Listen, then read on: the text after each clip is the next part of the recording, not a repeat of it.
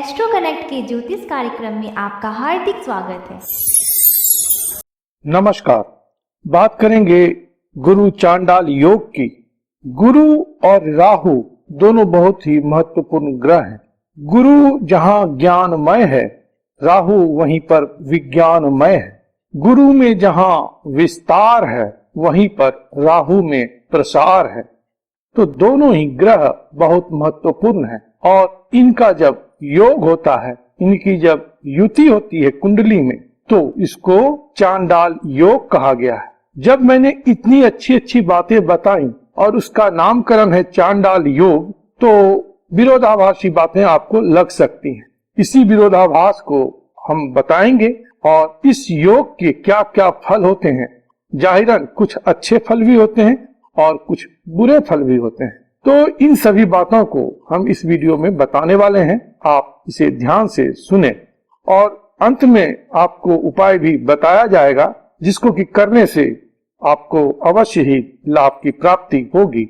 देखिए, जब आचार्य ने गुरु चांडाल योग कहा है, तो इसका कोई निश्चित रूपेण एक आधार होगा और स्पष्ट आधार तो यही है कि राहु चांडाल द्योतक ग्रह कहे गए हैं।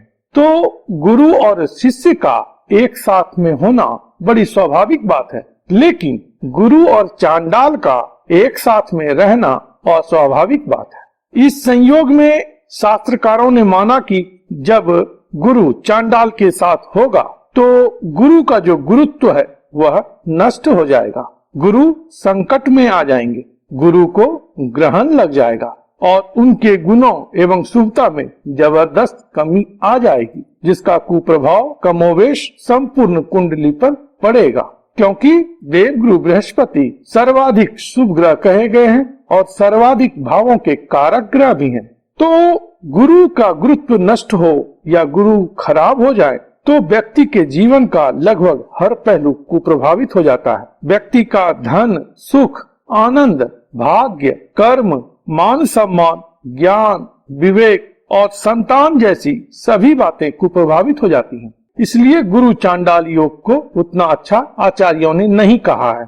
आगे इसके कुछ और परिणामों की चर्चा हम करेंगे और वह करना जरूरी है, क्योंकि कुछ बातें जो हैं वह उस समय की हैं जिस समय में यह आधुनिकता नहीं थी। तो उस समय ये बातें बहुत सही थी। जैसे राहु विदेश कारक हैं, मलेच्छ कारक कहे गए। आज के तारीख में विदेश जाना या विदेशियों के संपर्क में आना अच्छी बात है, बुरी बात नहीं है।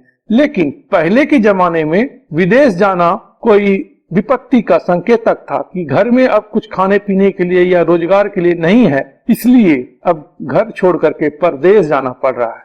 तो उस समय वह एक अलग पक्ष था जिसके आधार पर यह कहा जाता था। लेकिन अगर राहु के संयोग में बृहस्पति हैं और व्यक्ति विदेश आज की तारीख में जा रहा है, तो इस घटना से उसके जीवन में बड़ा परिवर्तन आता है। जीवन में उन्नति, प्रगति, मान सम्मान, धन, यश सब की प्राप्ति होती है। तो ऐसे में आप क्या कहेंगे? तो बदलते परिवेश में ग्रह योग की व्याख्या भी बदली है और उसी बदली हुई व्याख्या के तहत मैं कुछ बातें आपको बताऊंगा। लेकिन पहले बेसिक बातों को समझ लें। राहु का जो स्वभाव है वह यह है कि यह जिस ग्रह के साथ होता है उसी के गुण को अख्तियार कर लेता है, उसी के गुण का हरण कर लेता है और फिर उसी के अनुरूप हो जाता है। तो स्वभाववश राहु जब गुरु के साथ होते हैं तो गुरु के ज्ञान और गुणों को हर लेते हैं और वह राहु जो है गुरु की भांति अपने आप को मानने लगता है। लेकिन वह गुरु की भांति शुभ नहीं हो पाता। उसका जो मूल स्वभाव है वह रहता ही है और वह अपने मूल स्वभाव बस गुरु के ज्ञान का उपयोग जो है वह षड्यंत्र और अपने स्वार्थ सिद्धि के लिए ही करता है।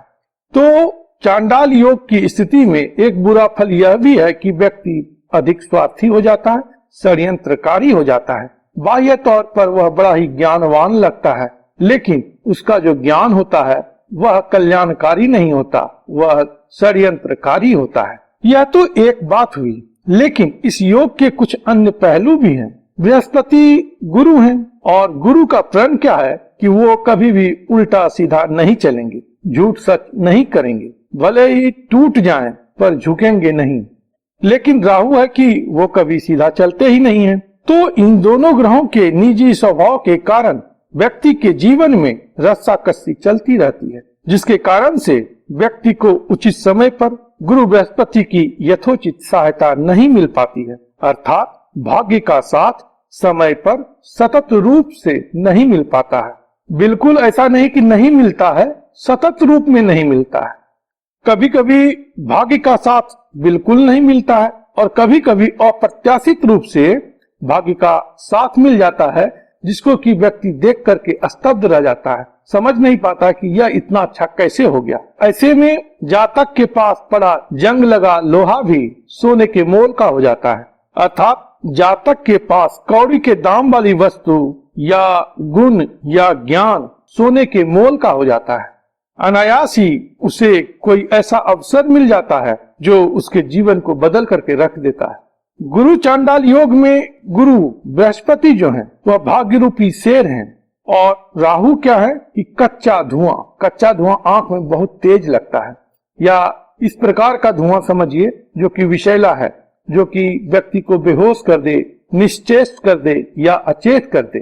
तो गुरु और राहु की युति में अर्थात चांडाल योग में राहु के कच्चे धुएं में गुरु जो है अर्थात भाग्य रूपी शेर जो है वह निश्चेष्ट हो जाता है, अचेत हो जाता है, जिसके कारण से भाग्य का यथोचित सहयोग समय पर नहीं मिल पाता है। लेकिन यह शेर जब जागता है तो उसकी दहाड़ से राहु का जो हाथी है उसका उत्पात शांत हो जाता है।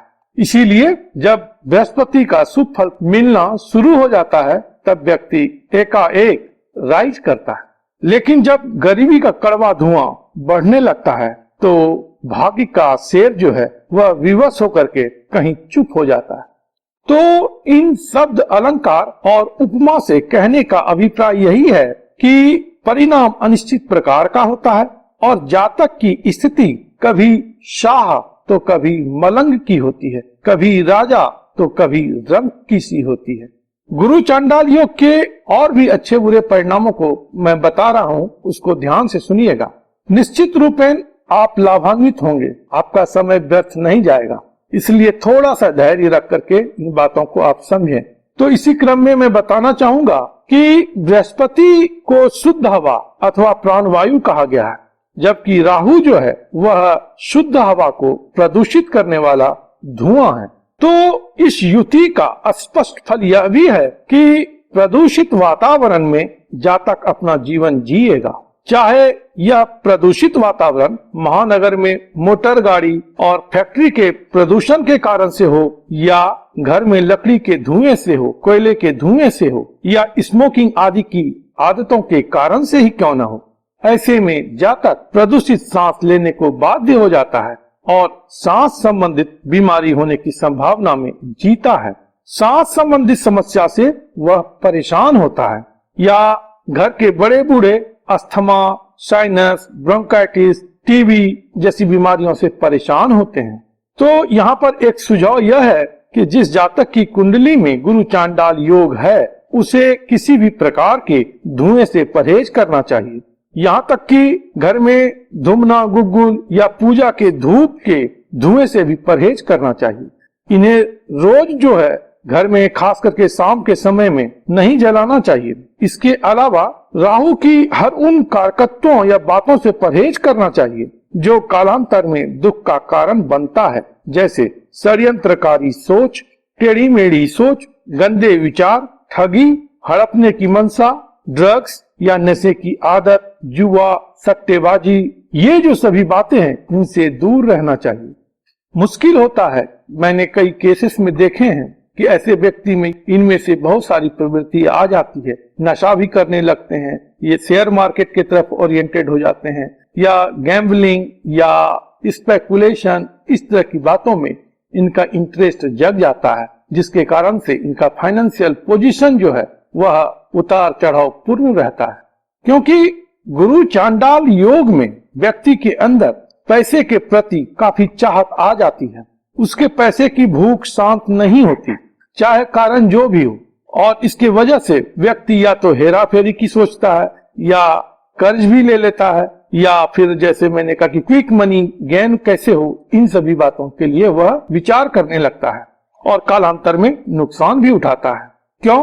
क्योंकि राहु जो है वह ऐसा ग्रह है जिनको की पेट नहीं है, तो उनकी भूख कभी शांत नहीं होती है, और वह धन कारक ग्रह के साथ में है, तो धन को लेकर के उसकी भूख कभी शांत नहीं होती।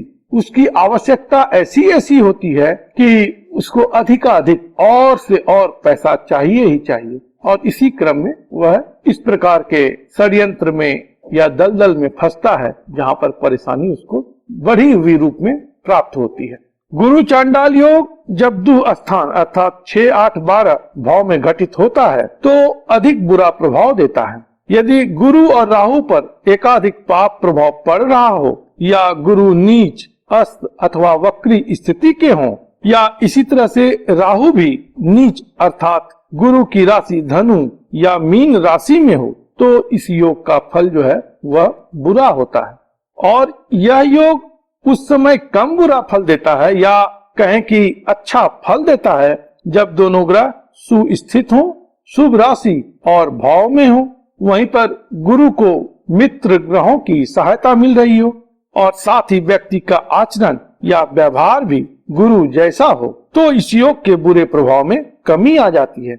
लेकिन वहीं व्यक्ति यदि राहु के स्वभाव का हुआ तो अंततः परिणाम अशुभ ही होता है।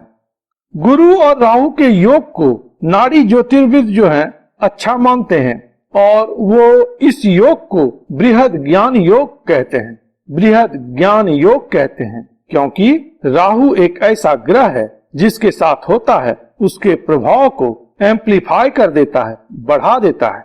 तो गुरु ज्ञान है और राहु उनके साथ होने पर ज्ञान की वृद्धि कर देते हैं, ज्ञान को एम्प्लीफाई कर देते हैं, जिससे बृहद ज्ञान योग का फल प्राप्त होता है और व्यक्ति एक के बाद एक और चीज जानने का प्रयास करता है। ऐसे में व्यक्ति में ज्ञान, धर्म और अध्यात्म की भूख एक के बाद एक बढ़ती जाती है, जिसका नतीजा जो है एक प्रकार का असंतोष ही होता है, क्योंकि जितना आप जानते जाएंगे और जानने की इच्छा होगी, जितना कुछ जान चुके हैं उसमें संतोष नहीं होगा। लेकिन अच्छा नतीजा यह भी होता है कि इस प्रक्रिया में वह बहुत कुछ जान जाता है। वास्तविकता में देखा जाए तो सच्चाई जानने का एक तरीका यह भी है जिसमें नेति नेति नेति अर्थात this is not, this is not, this is not, इस बात को रियलाइज करते हुए ज्ञान पथ पर आगे बढ़ते जाना भी एक तरीका है सत्य तक पहुंचने का। तो वह जो कुछ जानता है समयांतराल में खुद वही उसे नकारते हुए आगे बढ़ता है, चाहे अध्यात्म हो या विज्ञान हो, दोनों में इस तरह से उसकी यात्रा आगे होती है। विज्ञान जिसे आज समझता है कल खुद वह उसे नकारता है, और इसी प्रकार से वह अपने और आगे की ज्ञान को प्राप्त करता है। इसलिए राहु और गुरु के योग में व्यक्ति वैज्ञानिक सोच का होता है, अर्थात वह किसी एक बिंदु पर ठहर करके अंतिम सत्य उसे नहीं मानता है, बल्कि और भी एक्सप्लोर करता है और रिसर्च करता है। तो इसलिए गुरु चांडाल योग की स्थिति में व्यक्ति साइंटिस्ट भी बनते हैं, रिसर्चर बनते हैं, अनुसंधानकर्ता बनते हैं, वह अर्थशास्त्र और राजनीति शास्त्र का ज्ञाता बनता है, वह एक ऐसा गुरु बनता है जिसके शिष्य विदेशों में होते हैं, विदेश की यात्रा करता है। राहु जो है एक अपरंपरावादी ग्रह है, जबकि गुरु ज्ञान कारक है। तो गुरु और राहु के संयोग में जो एक फल मिलेगा वह यह है कि व्यक्ति अपारंपरिक ज्ञान को प्राप्त करता है। इस अपारंपरिकता को समझने की आवश्यकता है। इस जगत में हर व्यक्ति यूनिक है, इसलिए प्रत्येक व्यक्ति का गुण धर्म भी कहीं न कहीं यूनिक है, परंपरा से हटकर है, और इसी प्रकार से हर एक व्यक्ति की यात्रा और उसका गंतव्य भी अलग है, यूनिक है, और वह परंपरा से हटकर है। यदि परंपरावादी होकर के कोई व्यक्ति अपने यूनिक गंतव्य की तरफ बढ़ता है तो वह कभी भी मोक्ष को प्राप्त नहीं कर पाएगा। महावीर बुद्ध की परंपरा से महानिर्वाण को प्राप्त नहीं हो सकते हैं, इसीलिए कोई भी आत्मज्ञानी परंपरावादी नहीं हो सका। जो अपारंपरिक हुआ वही कुछ हो पाया है, वही कुछ इस जीवन में, इस जगत में पा सका है। जिसने लीक से हट करके कुछ काम किया वही कुछ बन पाया। तो गुरु राहु की युति का यह भी एक पक्ष है। ऐसे लोग पारंपरिक न होकर के अपारंपरिक होते हैं, तभी तो वह कुछ नया ढूंढ सकते हैं, तभी उन्हें कुछ नया ज्ञान प्राप्त होता है, तभी वो कोई नया अनुसंधान कर पाते हैं, कुछ विशेष ज्ञान प्राप्त कर सकते हैं और वैज्ञानिक हो जाते हैं। इस योग में यह भी फल देखा गया है कि व्यक्ति यदि जन्म से गरीब होता है तो बाद के लाइफ में वह धनी बन जाता है, और यदि वह शुरू में अमीर होता है तो बाद के जीवन में वह गरीब भी हो जाता है। तो इस प्रकार का दो आत्यंतिक बिंदु उसे प्राप्त होता है। दोनों बिंदुओं पर वह जीता है, उसे अनुभव करता है। गरीबी क्या है वह उसे पता है, अमीरी भी क्या है वह भी उसको पता होगा। तो यह जो योग है वह राजा को रंक और रंक को राजा भी बनाता है। इस योग में यह भी होता है कि व्यक्ति का आध्यात्मिक पक्ष यदि अच्छा है तो सांसारिक पक्ष खराब हो जाता है, और यदि सांसारिक पक्ष अच्छा है तो आध्यात्मिक पक्ष खराब हो जाता है, खुदाई मदद उसे नहीं मिलती है। इस योग में यदि दमे से व्यक्ति परेशान हो रहा हो, या उसका सोना अर्थात गोल्ड खो जाता है, या ससुराल से किसी प्रकार की परेशानी मिलती है, या ससुराल में ही किसी प्रकार की परेशानी हो, तो समझना चाहिए कि यह योग बुरा फल देने वाला है। इसलिए समय रहते इसका यथोचित उपाय करना चाहिए। उपाय मैं आगे बताऊंगा, लेकिन इससे पहले एक दो बातें और मैं आपको बता देता हूँ। राहु को विजातीय ग्रह कहा गया है। तो बृहस्पति जब राहु के साथ होते हैं तो व्यक्ति विजातीय होता है, अपने जात और अपने धर्म से अलग व्यक्तियों से संबंध बनाता है, दूसरे धर्म, दूसरे समाज, सोसाइटी की बातों को अपनाता है, दूसरों के धर्म को स्वीकार करता है। तो आज के दौर में यदि देखा जाए तो यह उतनी बुरी बात नहीं है। दूसरों की जाति, धर्म और संप्रदाय को सम्मान देना या स्वीकार करना समय की मांग है। यही वह सूत्र है जिससे व्यक्ति जातिवाद और संप्रदायवाद के दुष्चक्र से निकल सकता है। तो यहाँ पर भी राहु और गुरु का जो संयोग है वह जातिवाद की जो परंपरा है या संप्रदायवाद की परंपरा है उससे व्यक्ति को बाहर निकालता है। राहु विदेश कारक है, तो राहु की जब जीव कारक बृहस्पति के साथ युति होती है तो व्यक्ति जन्म स्थान से दूर विदेश जाता है। इस योग में जब तक व्यक्ति जन्म स्थान से दूर नहीं जाएगा तब तक उसका उत्थान नहीं होता है। ऐसा मैंने कई कुंडली में देखा है। इसलिए जिनकी कुंडली में गुरु चांडाल योग है उसे अपने पारिवारिक दायरे से बाहर जाना चाहिए। विदेश जाने का उन्हें जब अवसर मिले तो निश्चित रूपेण विदेश जाना चाहिए। इससे उनका मान सम्मान और धन संपत्ति की स्थिति बढ़ती है और उनका पहचान भी अलग से कायम होता है। खराब स्थिति में इस योग में यह देखा गया है कि व्यक्ति जो है बड़ा ही आराम परस्त होता है, वह मेहनत नहीं करना चाहता है। यहाँ तक कि परिस्थिति की मार खा करके वह नीला क्यों ना हो जाए लेकिन मेहनत कस नहीं हो पाता है, जिसके परिणाम स्वरूप होता क्या है कि भाग्य परिवर्तन जो है उसके जीवन में एक मृग मरीचिका ही होता है। हालांकि इस योग में जन्मे व्यक्ति को रोजी रोटी की चिंता उतनी नहीं होती है, वह तो उसके घर तक यूं ही चल करके आ ही जाता है। लेकिन रोजी रोटी की बातों से आगे बढ़ने के लिए उपाय के तौर पर ऐसे योग में जन्मे व्यक्ति को मेहनत कश होना चाहिए, लेबोरियस होना चाहिए। शॉर्टकट में सफलता पाने की आकांक्षा शेख चिल्ली के सपनों जैसी बात है। इसलिए इस योग में जन्मे व्यक्ति को धैर्य पूर्वक अपना काम करना चाहिए। मैंने देखा है कि जिनकी कुंडली में गुरु राहु की युति होती है वो बराबर अपने पंडित, पुरोहित या ज्योतिषी को बदलते रहते हैं, जो कि उतनी अच्छी बात नहीं है। हालांकि जातक ऐसा किसी बुरी मनसा से नहीं करता है, एक्चुअली वो परेशान होता है और उसका समाधान उसे नहीं मिल रहा होता है, इसलिए वह समाधान पाने के क्रम में एक के बाद दूसरे पंडित या पुरोहित या ज्योतिषी या गुरु के पास जाता है। तो इस योग में यह भी देखा गया है कि उपाय भी बड़ी विलंब से काम करता है, उतना आसानी से आपको शुभ फल नहीं मिलना प्राप्त हो जाता यदि यह योग खराब परिणाम दे रहा है तब। तो इसमें सतत उपाय करने की आवश्यकता रहती है व्यक्ति को। तो चलिए उपाय की तरफ बढ़ते हैं। देखिए, पहला उपाय तो यही है कि आप अपना आचरण और व्यवहार जो है उसको अच्छा रखें। गुरु का जो गुण है उसको अधिक अपने अंदर समाविष्ट करें। रंगे सियार की तरह का शेर ना बने, अर्थात हिपोक्रेसी या ऊपर से कुछ और अंदर से कुछ वाली बात ना हो। गुरु की तरह सत्यान्वेषी रहें और सत्यानुरागी बने। बड़े बुजुर्ग, पंडित, पुरोहित, गुरु, इन सबों का आदर सम्मान करें। उसके बाद यह उपाय भी करना बहुत ही अच्छा रहेगा कि शरीर पर सोना धारण करें, पीला वस्त्र पहने, पीला धागा पहने, जनेऊ यदि पहनते हैं तो शुद्ध जनेऊ पहने। बीच बीच में पीली दाल मंदिर में आप दान दिया करें और मंदिर में जो पंडित जी हैं उनको यथा योग्य आप द्रव्य दान भी करें। किसी भी प्रकार के धुएं से दूर रहें, एडिक्शन, स्मोकिंग, इन सब बातों से दूर रहना आपके लिए बहुत अच्छा रहेगा। बीच बीच में आप 4 मुट्ठी जौ को दूध में धो करके उसको जल प्रवाह किया करें और आपके घर में जो ईशान कोण है, देव कोण, नॉर्थ ईस्ट वाला जोन, उसको साफ सुथरा रखें और भार मुक्त रखें। वहां पर कोई हैवी चीज नहीं रखें। अगर आपके पास पीतल की एक सुराही या घड़ा हो या लोटा हो तो उसमें आप गंगा जल भर करके वहां पर उसे स्थापित करें। इससे भी आपको शुभ फल प्राप्त होगा।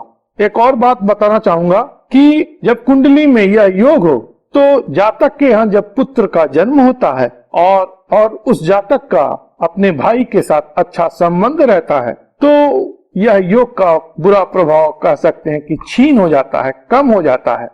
तो ऐसे में आप अपने पुत्र और भाई का भी केयर किया करें, उनके साथ अच्छा संबंध बना करके रखें, तो यह चांडाल योग का जो बुरा प्रभाव है वह कम होगा। अंत में मैं यही कहूंगा कि इस माया जगत में राहु की माया कुछ ऐसी है कि आसानी से यह कभी नहीं कहा जा सकता कि यह सदैव बुरा ही फल देते हैं। आधुनिक जगत में जिन जिन बातों या कारणों या वस्तुओं से आधुनिकता आई है वह सब कुछ राहु के अधीन की बातें हैं। अगर आधुनिकता को अच्छा समझते हैं तो मानना होगा कि राहु का फल भी अच्छा होता है, और अगर आधुनिकता को विनाश के तरफ बढ़ता हुआ कदम कहते हैं तो फिर यह राहु की अशुभता की बात होगी। बात दोनों ही सही है। हम आधुनिक हो भी रहे हैं, साथ ही साथ विनाश की ओर भी बढ़ रहे हैं। बात विरोधाभासी है, लेकिन यह उसी प्रकार से बिल्कुल सही है जैसे हमारी उम्र भी बढ़ रही है लेकिन साथ ही साथ घट भी रही है। ये दोनों बातें साथ साथ घटित हो रही हैं। तो राहु की यही है माया। निश्चित रूप से तय नहीं कर सकते कि यह वाकई में अशुभ फल देने वाला ही है। राहु यदि अच्छा हो तो इस कलयुग में, इस वर्तमान युग में, इस आधुनिक दौर में व्यक्ति बहुत बड़ी बड़ी सफलता को प्राप्त करता है, बड़ी ऊंचाइयों को प्राप्त करता है। तो जो लबो लुबाब है कहने का कि आप अपना आचरण अच्छा रखें, आप अपने अंदर गुरु के गुणों को बढ़ाएं, तभी यह राहु उस गुणों को और एम्पलीफाई करेगा। जब गुरु का गुण बढ़ेगा तभी जाकर के आपका व्यक्तित्व पूरा निखर करके सामने आएगा और जितनी भी संभावनाएं अच्छी अच्छी आपके अंदर है वह आपके जीवन में अपना पूर्ण योगदान कर पाएंगे। तो मुझे लगता है कि इन बातों को समझेंगे, क्योंकि मैं चांडाल योग कहकर के ये सारी जो अच्छी अच्छी संभावनाएं हैं गुरु राहु के योग में उसको कुंद नहीं कर देना चाहता था, इसलिए मैं इतने विस्तार पूर्वक आपको बता रहा हूँ। वीडियो अवश्य ही लंबी हुई है, लेकिन अगर इससे थोड़ा सा भी आपको कहीं फायदा मिलता हो तो यह मेरे लिए बहुत ही सुकून की बात होगी। तो आपको यह वीडियो कैसा लगा यह कमेंट करके बताएंगे, और अच्छा लगा तो लाइक कीजिएगा, शेयर कीजिएगा। यह छोटा सा अनुरोध हमारा आपसे है। प्रभु आप पर कृपा करें, आप स्वस्थ रहें, मस्त रहें और व्यस्त रहें। ओम नमो भगवते वासुदेवाय।